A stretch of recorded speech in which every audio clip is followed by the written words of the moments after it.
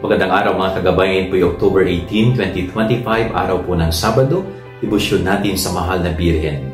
Ako po si Father Marvin at ang ating ebanghelyo sa araw na ito ay hango po kay San Lucas chapter 10 verse 1 to 19. Sabi po ng Panginoon dito, marami ang mga aanihin at kakaunti naman ang mga manggagawa. Idalangin ninyo sa Panginoon ng ani na magpadala siya ng mga manggagawa sa kanyang ani. Ito po ay paalala sa atin ng Panginoon na patuloy sa paglago ang ating simbahan. Patuloy sa paglago ng ang miyembro ng ating simbahan. Kaya napakarami po nating napakarami ng ating gawain at napakarami din ng ating pwedeng magawa. Ang ebanghelyo po na ito ay panawagan sa bawat isa sa atin na sana magkaroon tayo ng oras, ng panahon para maglingkod sa simbahan.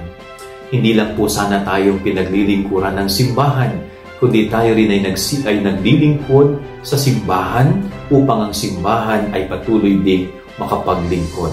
Kailangan po tayo ng simbahan. Kailangan ka ng simbahan at may magagawa ka sa simbahan. So, kaya mo bang gawin na maglaan man lang kahit oras, araw, para makapaglingkod ka rin naman sa simbahan? Napakasarap maglingkod sa simbahan, no? Binibless ng Diyos ang isang taong naglilingkod sa simbahan. Yan ang ating gabay aral ngayong maghapon. God bless po sa inyo lahat. Pagpalain kayo ng Panginoon.